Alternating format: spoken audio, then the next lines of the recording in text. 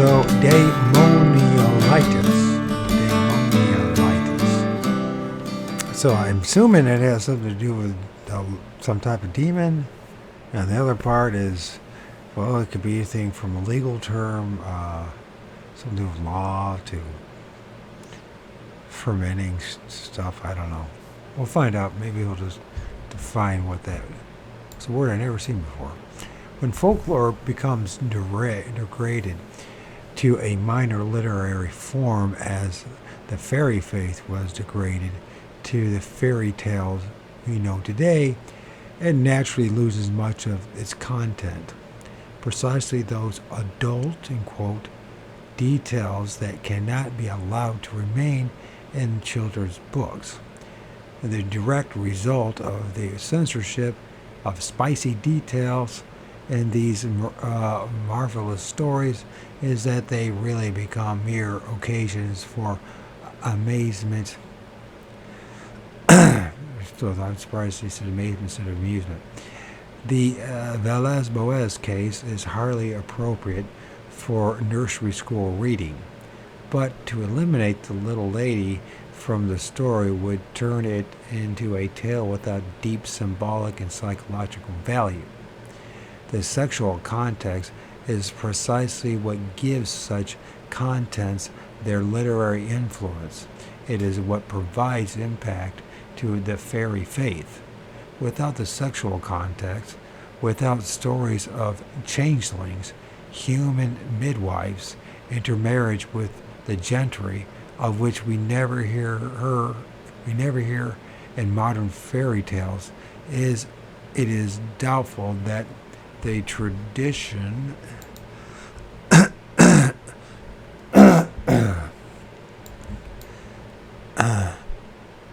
about fairies would have survived through the ages. I always have a frog in my throat. Nor is that true only of fairies. The most remarkable cases of sexual contact with non-humans are not found in spicy saucer books, nor in fairy legends. They rest safely stored away in the archives of the Catholic Church. To find them, one must first learn Latin and gain entrance into a few libraries where these unique records are preserved, but the accounts one finds there make the Villas-Boas case pale in comparison, as I believe the reader will agree before the end of this chapter.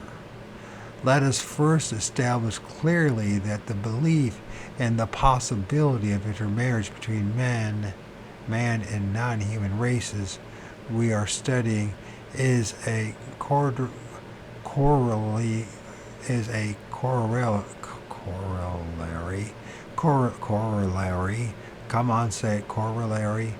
to the apparitions in all historical contexts.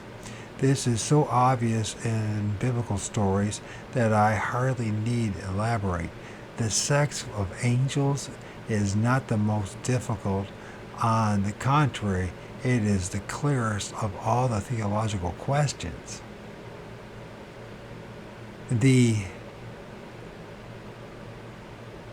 Oh my God, Anatoly, I guess it's missing something, or the Anatole Francis, I'll say Anatole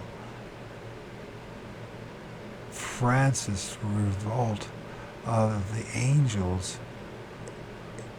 It is arcane, one of the celestial beings, who says, "There's nothing like having some references in order to assure yourself that I am not deceiving you."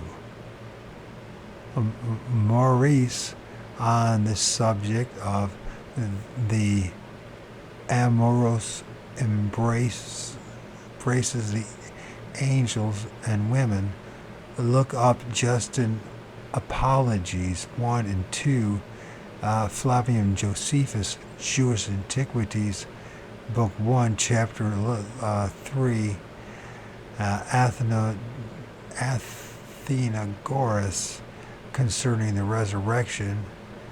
Lactantius, Book 2, Chapter 15.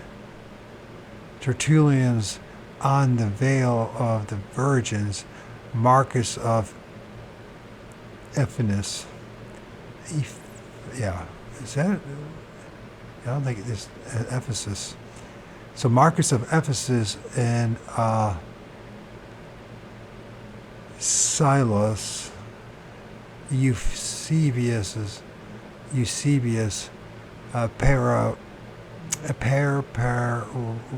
ratio Evangelica, Book 5, Chapter 9, no, it's Chapter 4, St. Ambrose in his book on Noah and the Ark, Chapter 5, St. Augustine's in his City of God, Book 15, Chapter 23, Father Meldenet, the Jesuit, Treasures of what? Treatise on Demons, page 248. So Treatise on Demons. Thus spoke Arcade. That's how you pronounce it? His guardian angel to poor Maurice, as he tried to apologize for having stolen his mistress, pretty Madame Gilbert. He added shamelessly, "It was bound to be so. All the other angels in revolt would have done as I did with Gilbert's women." Gilberte? A woman, saith the apostle, should pray with their heads covered because of the angels. This is clear enough, but fairies and elves, are they subject to such carnal desires? Consider the following facts. And the preface of the saga of Hrolf Torfius, a 17th century Danish historian, records statements made about the elves by Ernard Guzman, the Icelandic scholar. I am convinced they really do exist. They are creatures of God, that they get married like we do, and have children of either sex. We have a proof of this in what we know of the love of some of their women with simple mortals. William Grant Stewart and Popular Superstitions and Festive Amusements of the Highlanders of Scotland devotes a second part of his discussion to fairies, and a chapter entitled Of the Passions and Propensities of Fairies. He has this to say on the sexual intercourse. I think what we're going to do, instead of stopping these recordings and looking for these things on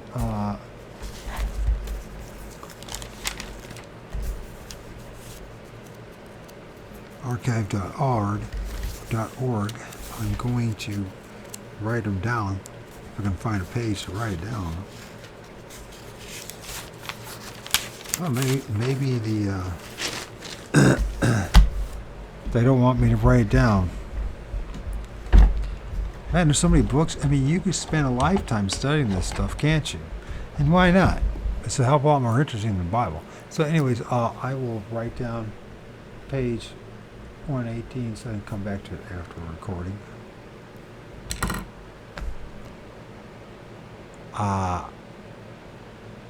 Now, where am I at with all this?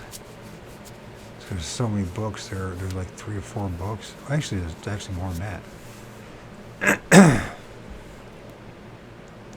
On page 17, I forgot about that. So, William Grant Stewart and the Popular Superstitions and Festive Amusements of the Highlanders of Scotland. writes, the fairies are remarkable for amorousness, amorousness of their dispositions, and are not very backward in forming attachments and connections with people that cannot, with property, be called their own species. That's some interesting way to write it all out. This is a beautiful example of convoluted phraseology. That's right. That's a great way of saying it. Stewart is less obviously embarrassed when he reports that such events no longer seem to take place between men and fairies. We owe it in justice, both the human and the fairy communities, to present day of the present day, to say that such intercourse as that described to have taken place between or betwixt them is now extremely rare, with the single exception of a good old shoemaker, and lately living in the village of Tomentul, who confesses having had some dalliances with a Lana Shai in his younger days. We do not know personally anyone who has carried matters this length. Okay, I guess he's trying to say is he has sex with this, whatever, this Lana Shai. If Stewart came back today, he would have to revise the statement. After reading UFO material, Kirk stated the case more clearly when he said, in our Scotland there are numerous and beautiful creatures of the aerial order who frequently assign meetings to lavish young men as succubi, or as joyous mistresses and prostitutes who are called Leanane, Siths, or familiar spirits. I hardly need to remind the reader of the importance of such familiar spirits in medieval occultism, particularly in Rosicrucian theories. Nor do I need to mention the number of accused witches who were condemned to death on the evidence that they had such familiar spirits.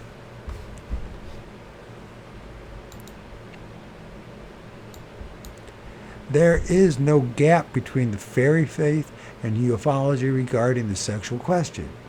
This is apparent from the study made by Wentz, who records, for example, the following story. My grandmother, Catherine Mac Innes, used to tell about a man named Laughlin who she knew being in love with a fairy woman. The fairy woman made it a point to see Laughlin every night, and he, being worn out with her, began to fear her. Things got so bad at last he decided to go to America to escape the fairy woman. As soon as the plan was fixed, he was about to immigrate. Women who were milking at sunset out of the meadows heard very audibly the fairy woman singing the song. What will the brown-haired woman do when Lackey is on the billows? Okay. Lackey immigrated to Cape Breton, landing on Pitchtu, Nova Scotia, and in his first letter home to his friends, he stated that the same fairy woman was haunting him there in America. The comments by Wentz on this case are extremely important. To discover a tale so rare and curious as this is certainly, of all our evidence, highly interesting, and from aside from its highly literary value, it proves conclusively that the fairy woman who enticed mortals to their love in modern times are much the same, if not the same, as the succubi of the Middle-aged mystics. This allows us to return to the religious records mentioned.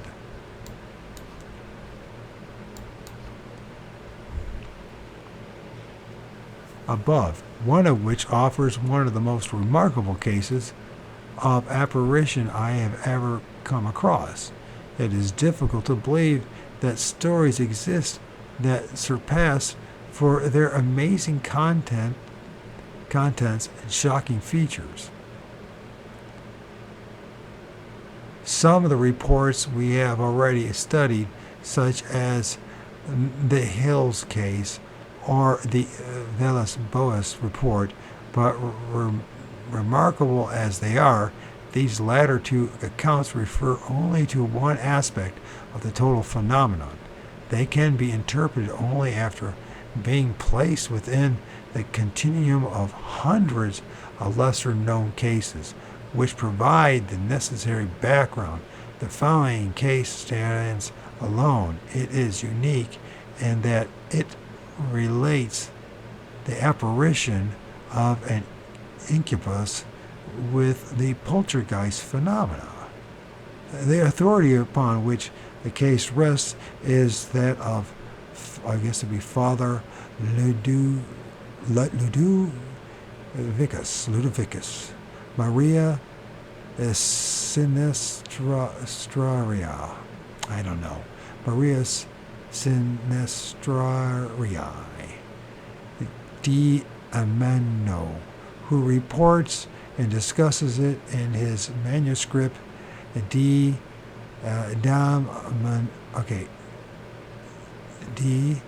Daemoniolate et Incubus et Succubus, written in the second half of the 17th century, who is Father Sinestari, a theologian scholar born in Omeno, Italy, on February 26, 1622. He studied in Pavia and entered the Franciscan order in 1647. He devoted his life to teaching philosophy and theology to numerous students attracted to Pavia by his fame as an eminent scholar. He also served as a counselor to the Supreme Tribunal of the Inquisition. Oh, great. And as a theologian attached to the Archbishop of Milan. In 1688, he supervised the compilation of the statutes of the Franciscan order. He died in 1701. Among other books, Father Sinistrai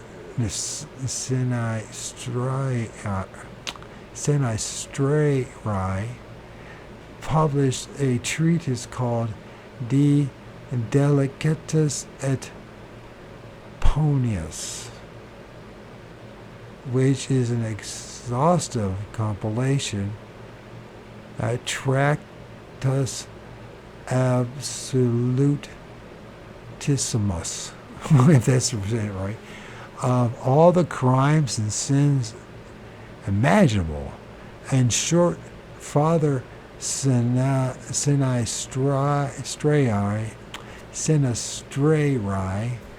was one of the highest authorities on human psychology and religious law to serve the Catholic Church in the 17th century, compared to his demoniolate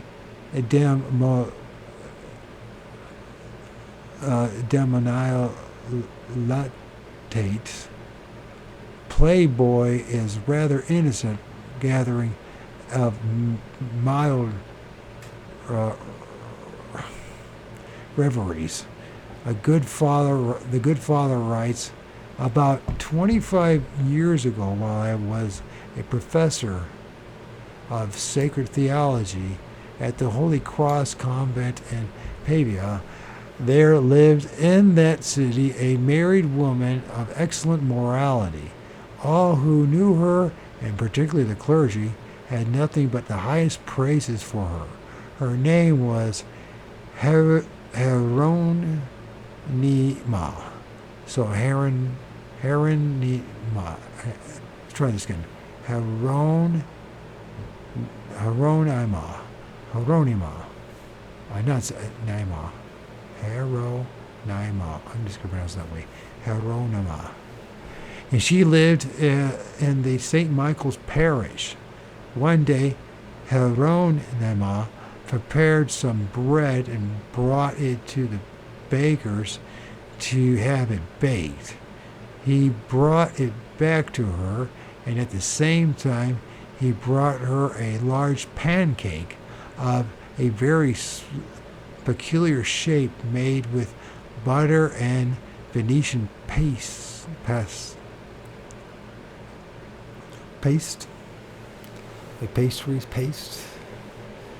such as they used to make cakes in that city. She refused it, saying she had not prepared anything like it. But, said the baker, I have not had any bread to bake today but yours. The pancake must come from your house too. Your memory probably fails you. The good lady allowed herself to be convinced.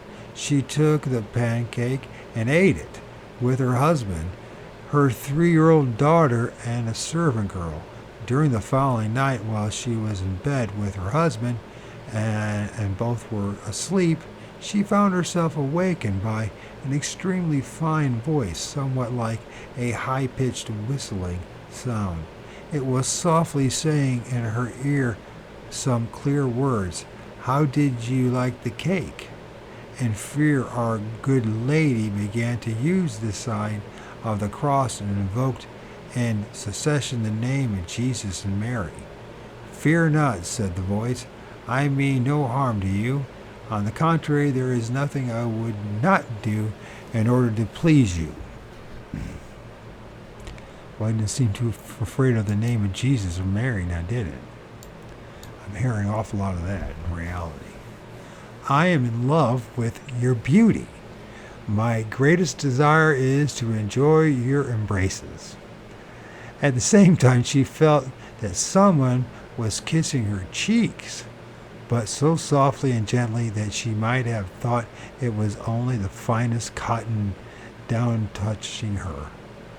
She resisted without answering anything and only repeating many times the name of Jesus and Mary and making the sign of the cross.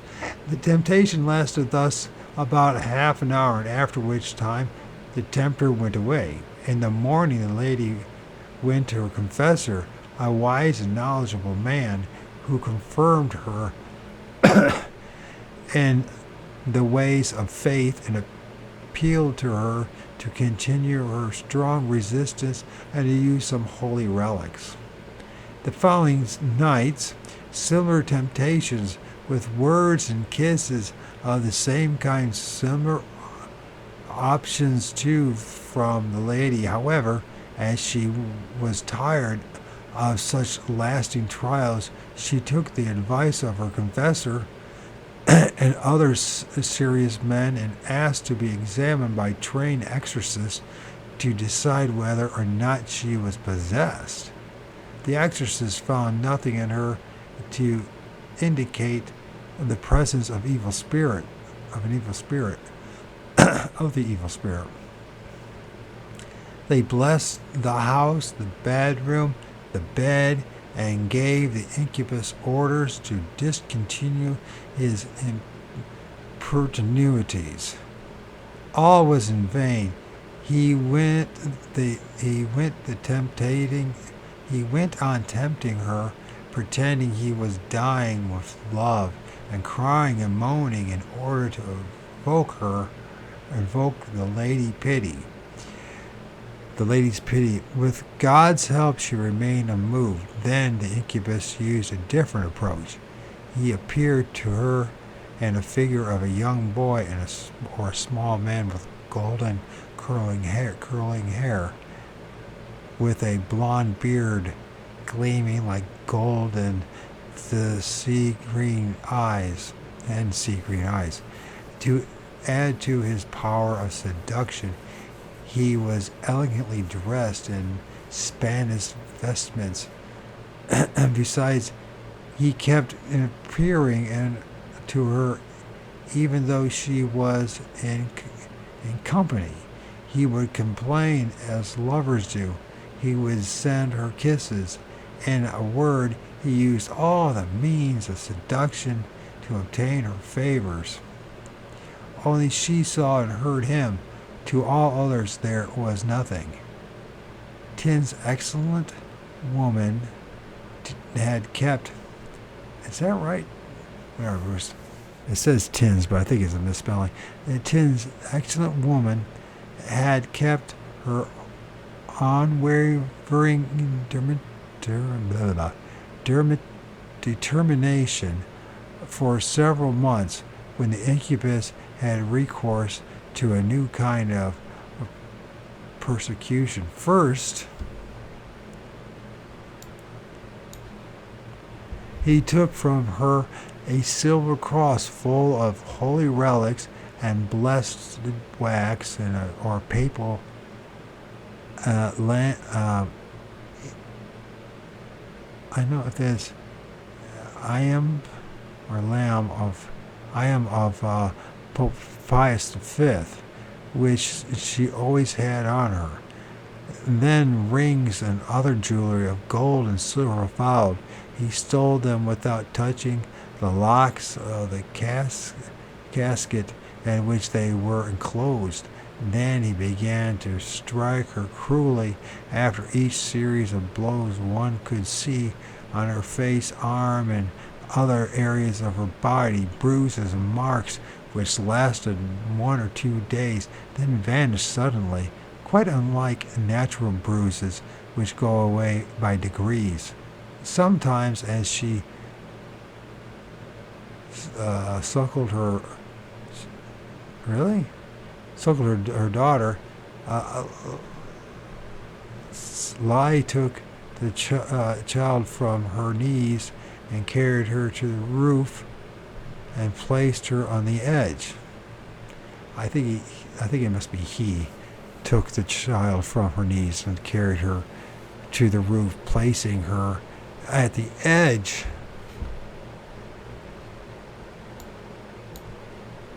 of the gutter, or else he would hide her, but without ever causing her harm.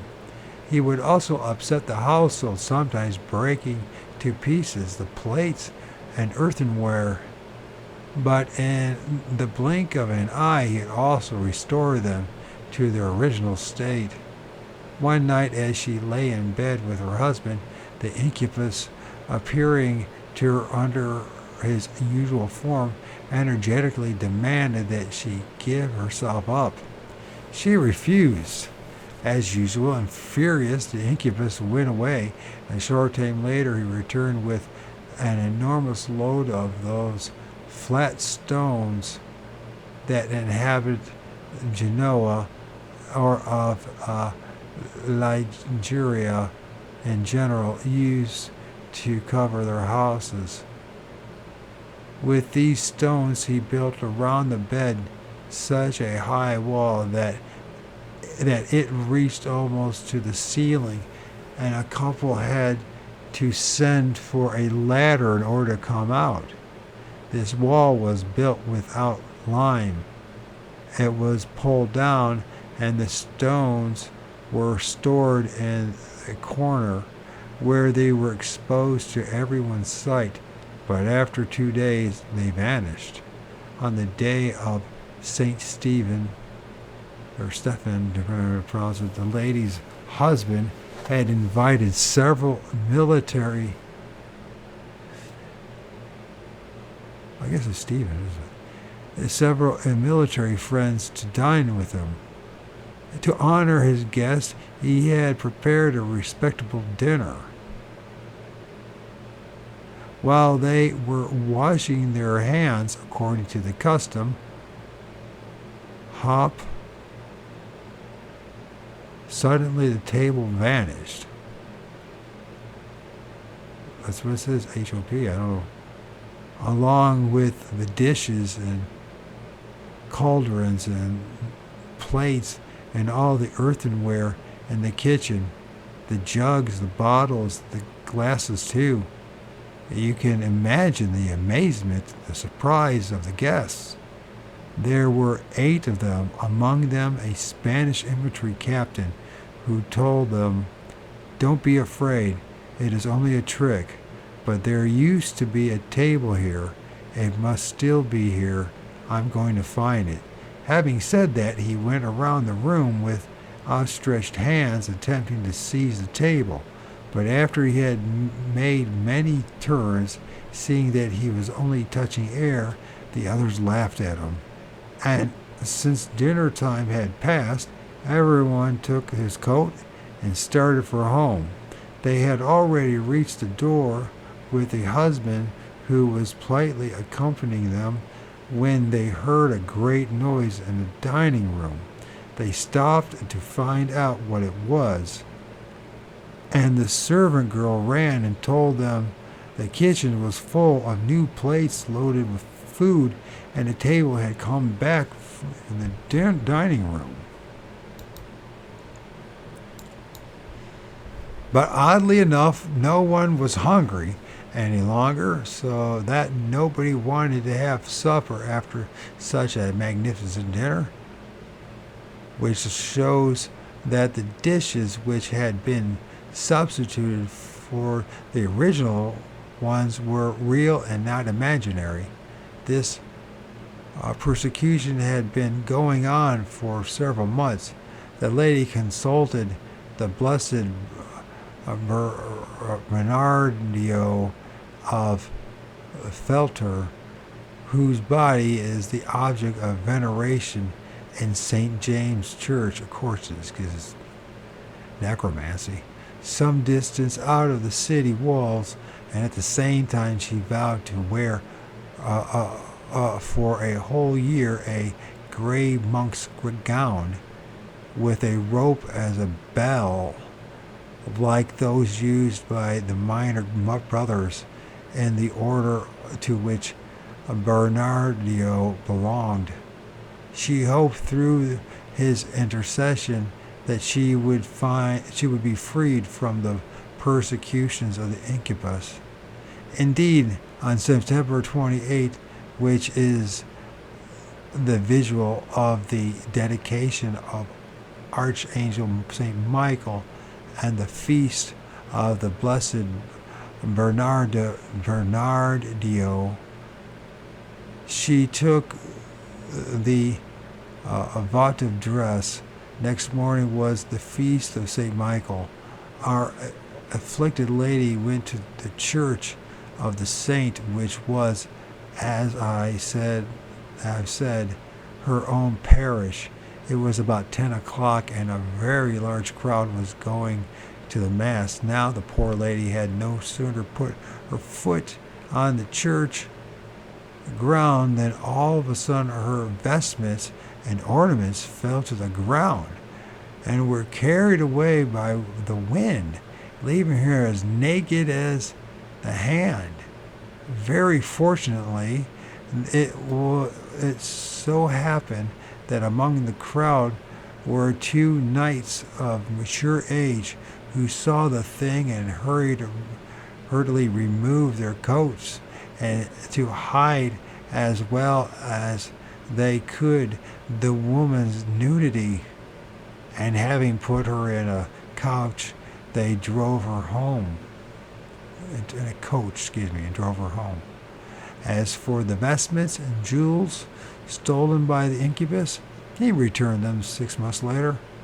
To make a long story short, although there are many other tricks that this incubus played on her, the same amazing ones, suffice it to say that he kept tempting her for many years, but at last, perceiving he was wasting his effort, he discontinued this usual, these unusual and bothersome vexations. So her persistence is what helped her out, isn't it? As a theologian, Father Sinestre, I don't know if I'm saying that. Sinai.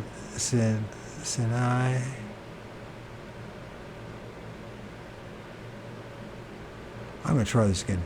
Sinestrary. I'm going to call it Sinestrary, and I'm sure I'm not saying that right. It really doesn't matter. Was as puzzled by such reports as most modern students of UFO lore are by the Villas-Boas case. Observing the fundamental text of the Church gave no clear opinion on such cases. Sinestrai wondered how they should be judged by religious law. A great part of his manuscript is devoted to the detailed examination of this question. The lady in the above example did not allow the incubus to have intercourse with her, but there are numerous other cases and the records of the Church, especially in witch trials, in which there was intercourse. From the Church's point of view, says Father Sinestrai, something like that, and there are several problems. First, how is such intercourse physically possible? And second, how does demonality differ from bestiality? Third, what sin is committed by those who engage in such intercourse? And fourth, what should their punishment be? The early author who used the word demonalitis is J. Caramal,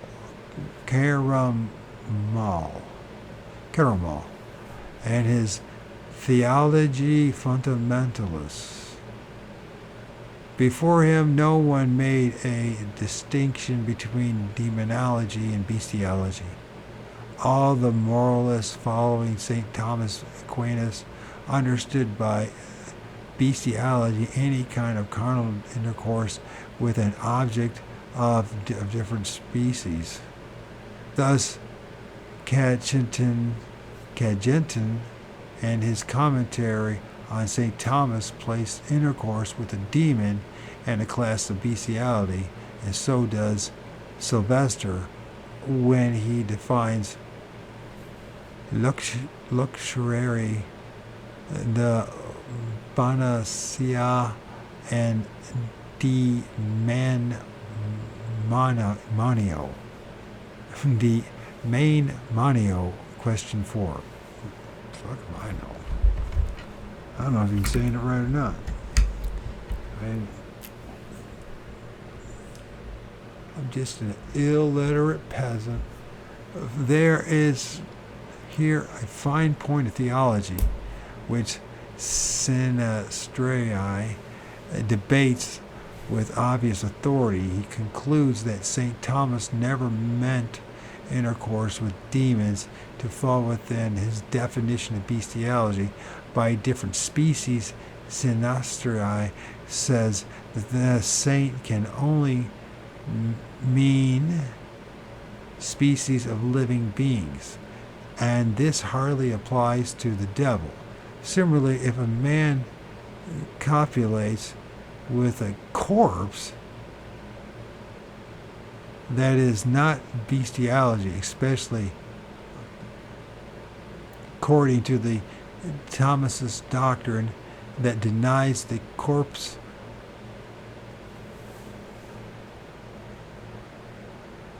the nature of the human body. The same would be true for a man who copulates with a corpse of an animal. Throughout this discussion, the great intelligence and obvious knowledge of human psychology of the author is remarkable. It is quite fascinating to follow Father Sinai thoughts in an area that is directly relevant to UFO reports. They're relevant it is indeed, for Villas Boas or Betty and Barney Hill would certainly have had a hard time before the Inquisition if they had lived in the 17th century. And then it has a couple of asterisks here. In this respect, Villas Boas remarked that lying with the woman gave him the impression that he was lying with an animal because of her growls. It is striking. Bonnet de Barnay, I'm going to presume to be, at age 75 confessed that he had intercourse for 40 years with a succubus named, I'm going to say,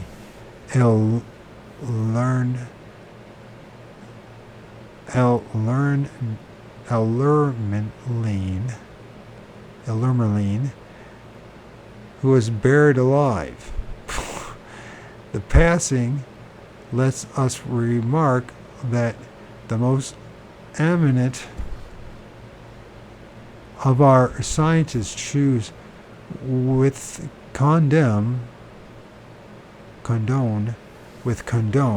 by ignorant to ignore such reports, which they labeled crackpots material. Yet a few centuries earlier, the best minds saw in similar accounts an occasion to increase their knowledge of human nature and did not feel it was beneath their dignity as philosophers to spend considerable time in this study. If, as the 20th century scientist, I need any apology to write the present book, this should be as good a precedent as any.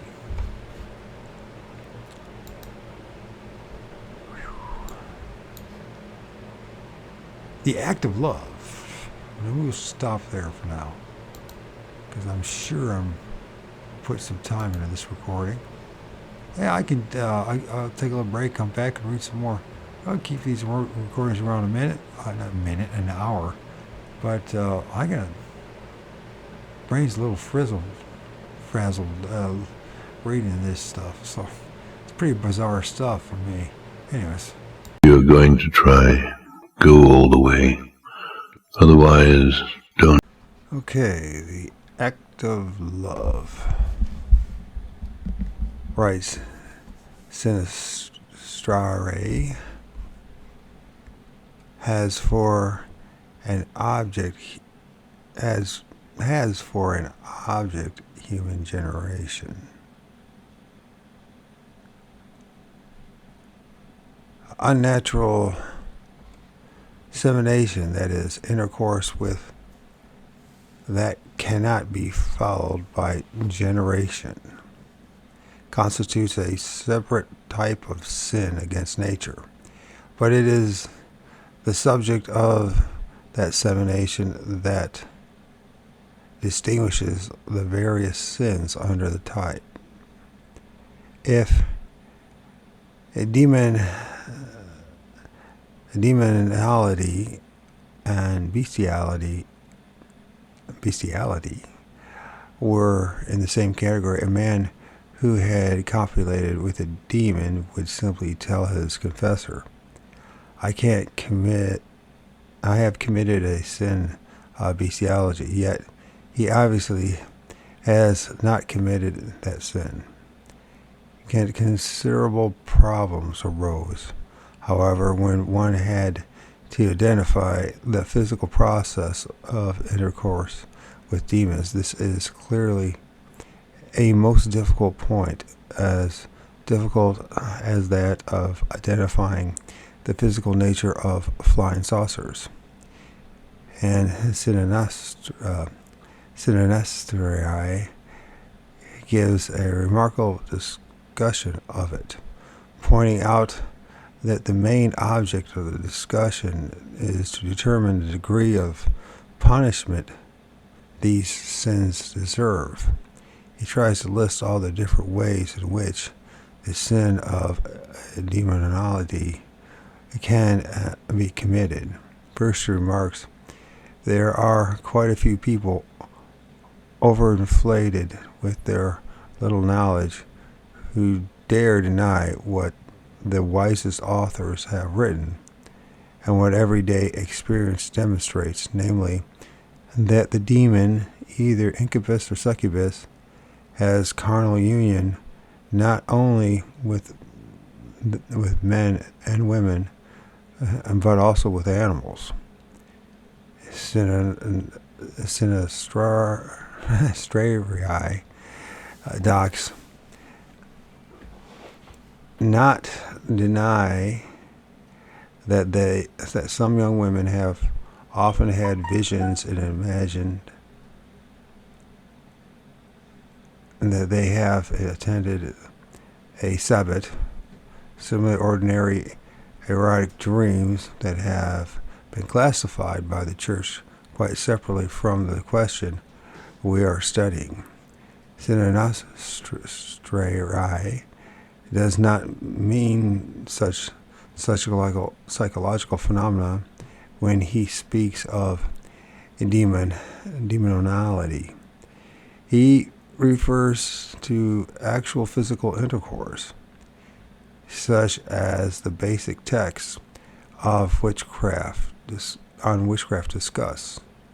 Thus, the Compendium Matificarium.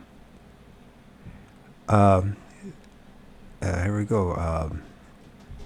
I would imagine that's Naxius gives 18 case histories of witches who have had carnal contact with demons. All cases were vouched for by scholars whose testimony is above question. Besides, St. Augustine himself says, in no uncertain terms, it is a widespread opinion confirmed by direct and indirect testimony of trustworthy persons that the Sylvans and Fauns, commonly called incubi, have often tormented women, solicited and obtained intercourse with them. There are even demons which are called, I guess it'd be deuces or doses. How would you pronounce that one? Doses, i.e. heightens, Hitins, by the Gauls, who are quite frequently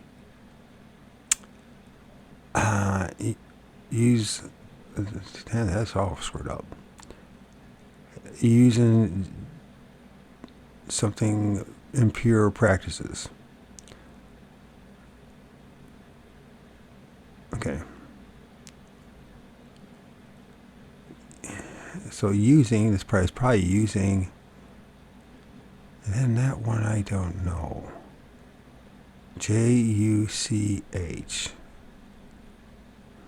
Using something impure practices. Anyways, this is vouched for by some numerous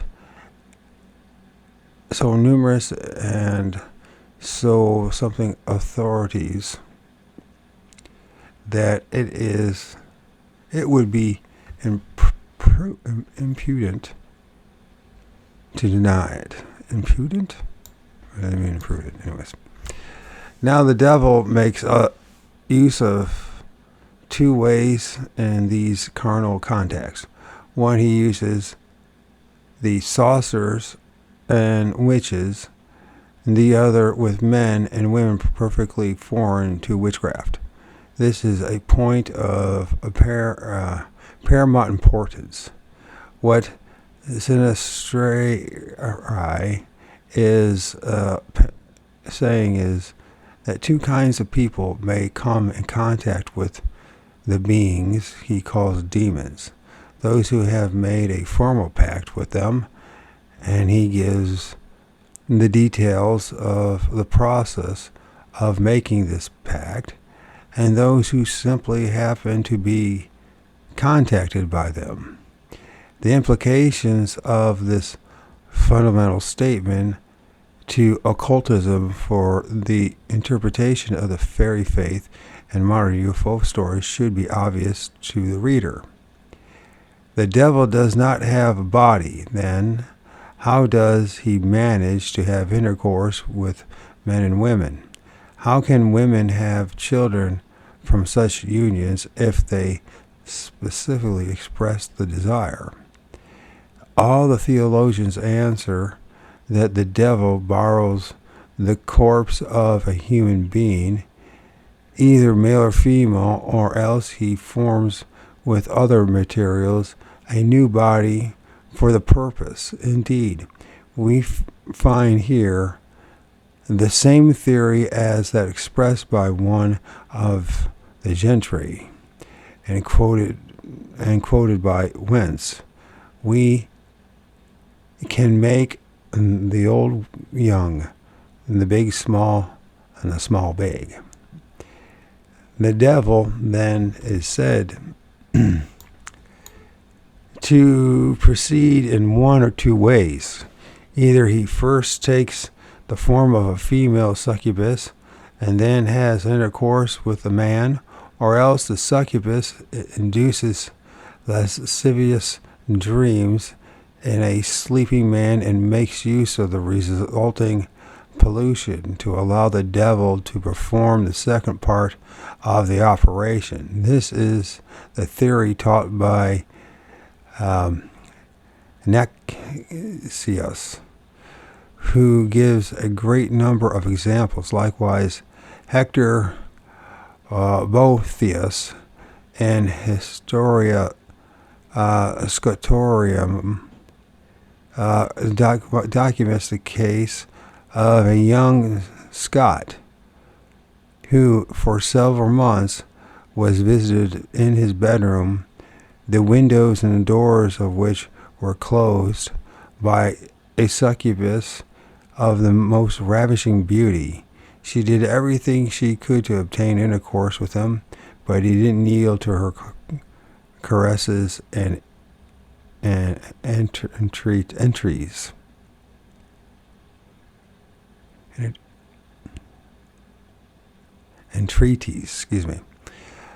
One point intrigued Sinistrarii greatly.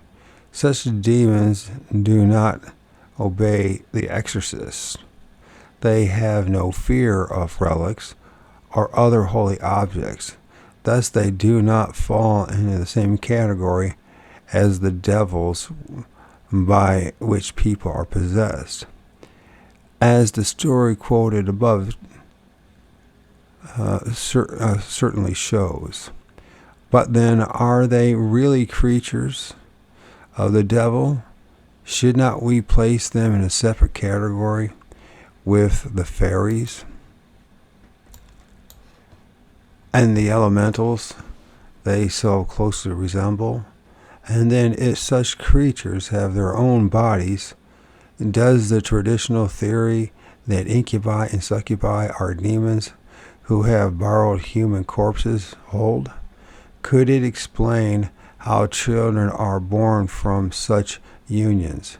What are the physical characteristics of such children?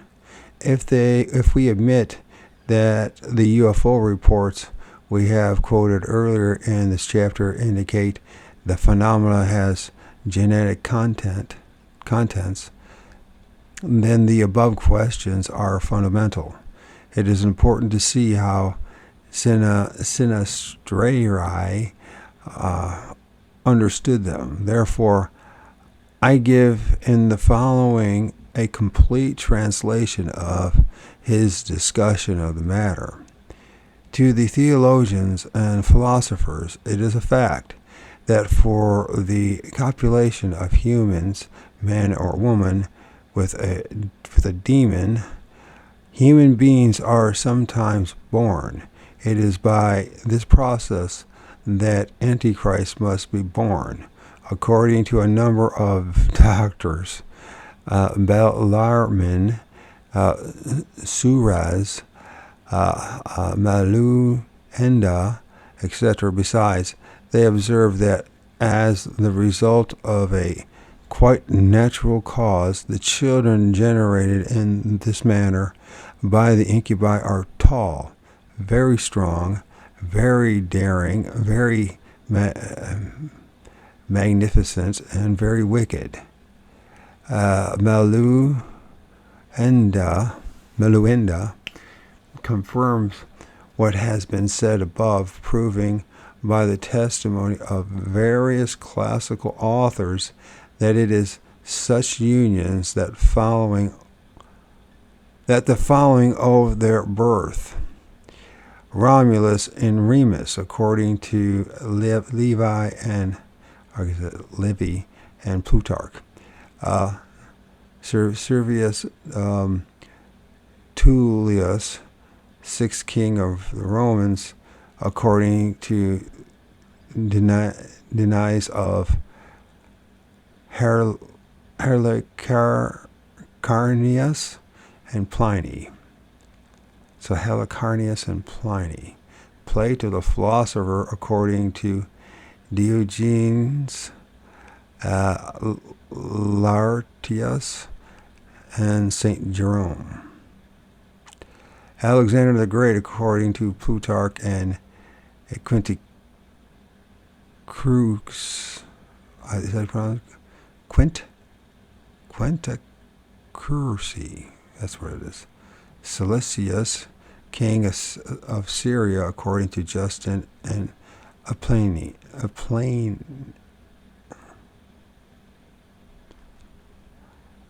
I guess it's Justin and Aplian. Scipio of the African, according to Livy.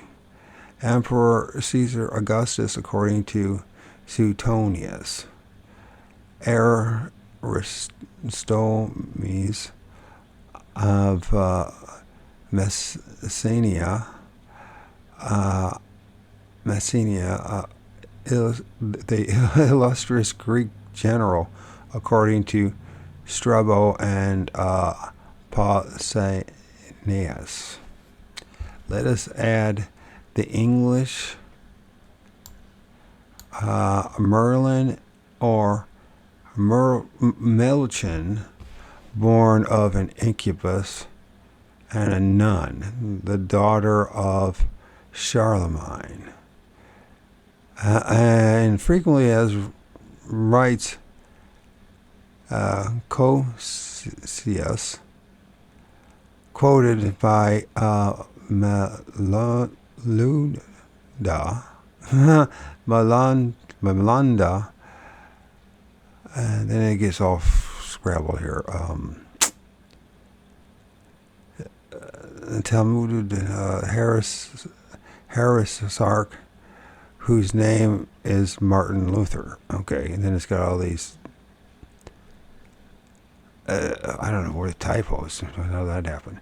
However, in spite of all the respect I owe so many great doctors, I do not see how their opinion can stand examination. And it's asterisk here. He brims comment throws more light. If the body of these children is tints different from the bodies of other children, their soul will certainly have qualities and that will not he common to others. That is why Cardinal Bellarmine thinks Antichrist will he horn of a woman having had intercourse with 10 incubus. All right, I'm doing my best.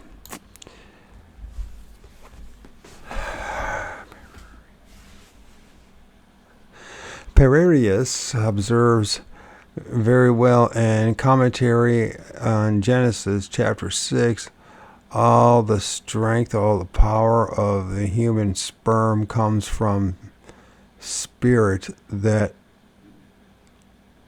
evaporate and vanish as soon as they issue from the genital cavities where they were warmly stored. The physicians agree on this. Therefore, it is not possible for the demon to keep the sperm as he has received in a sufficient state of integrity to produce generation. For no matter what the vessel where he could attempt to keep it is, this vessel would have to be a temperature equal to the natural temperature of human genital organs, which is found nowhere but in those same organs. Now, in a vessel where the warmth is not natural but artificial, spirits are resolved and no generation is possible. A second objection is that generation is a vital act through which man, from his own substance, introduces sperm through the use of the natural organs into a place proper for generation. To the contrary, in the special case, we are now considering the introduction of sperm. The sperm cannot be a vital act of the generating man, since it is not by him that it is introduced into the matrix. And for the same reason, it cannot be said that the man to whom the sperm belonged has engendered the fetus that is procreated. Neither can we consider the incubus as the father, since the sperm is not of his own substance. Thus, here is a child who is born and has no father, which is absurd. Third objection: when the father engenders naturally, there is a concourse of two casualties. A material one, for he provides the sperm that is the material for generation, and an efficient one,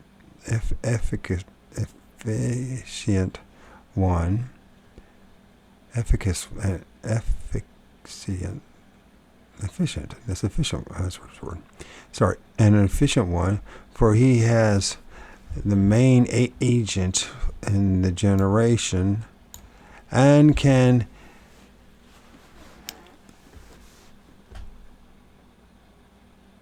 as the efficient material of the generation, an efficient one, for he is the main agent in the generation, according to the common opinion of philosophers. But in our case, the man who does nothing but provide the sperm simply gives material without any action tending towards generation. Therefore, he could not be regarded as the child's father.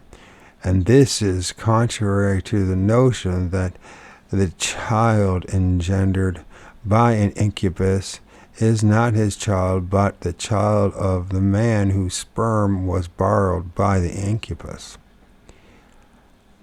We also read in the scriptures, Genesis 6:4, that the giants were born as the result of intercourse between the sons of God and the daughters of men. And this is the very letter of the sacred text. Now these giants were men of tall stature, as it is said in Baruch 3:26, and far superior than other men. Besides their monstrous size, they called attention to their strength, their plunders, their tyranny, and it is to the crimes of these giants that we must attribute the main and primary cause of the flood, according to Cornelius Lepid in his Lepide, maybe this is, in his commentary on Genesis. So,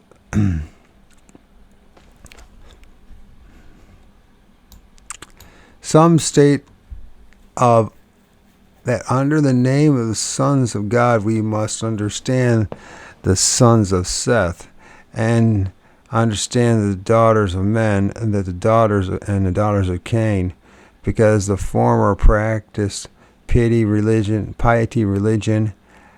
and the other virtues, while the latter, the children of Cain, did exactly opposite. But with all the respect we owe to Chrysostom,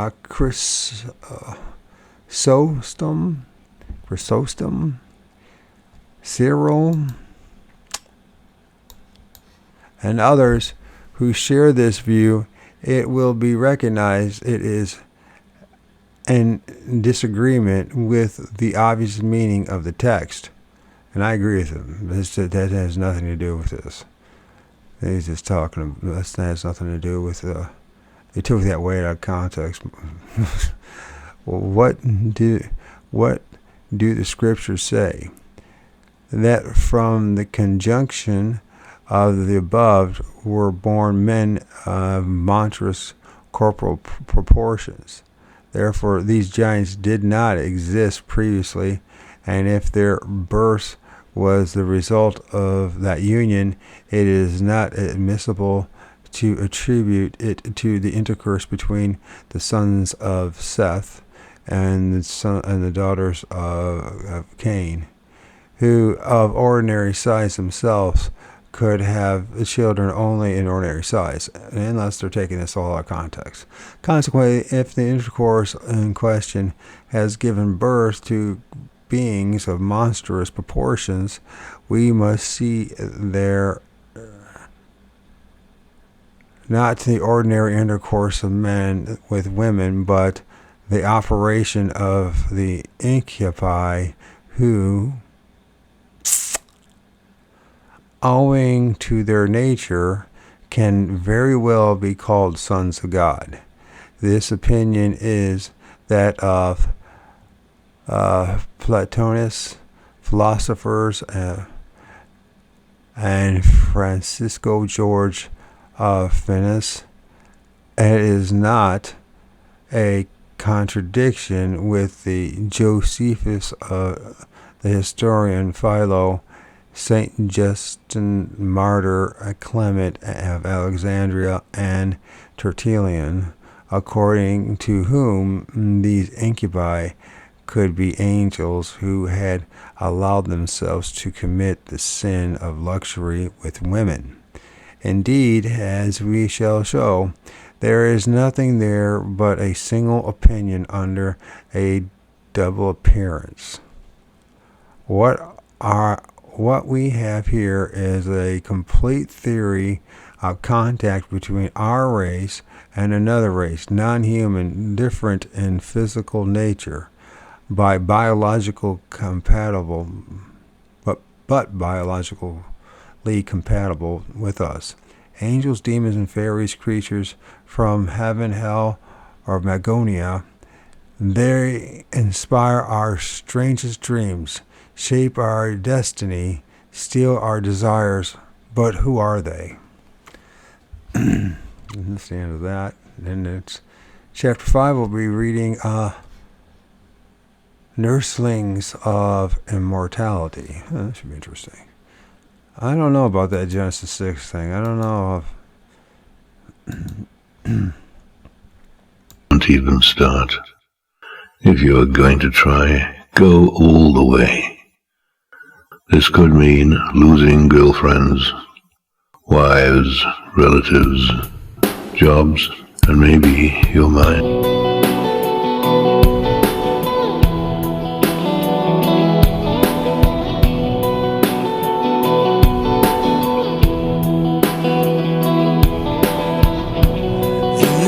Don't know, you should take it slow. Are you searching? Is it hard to find? If you're broken, running out of time, what you don't have is any peace of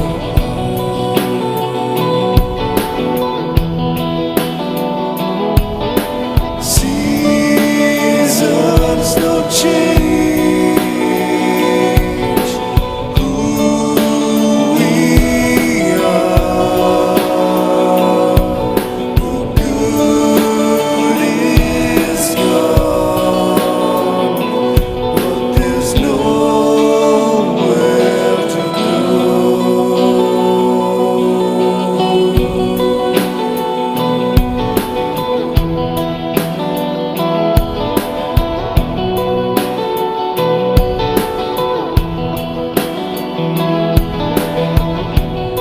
If I can't go, will you take me there?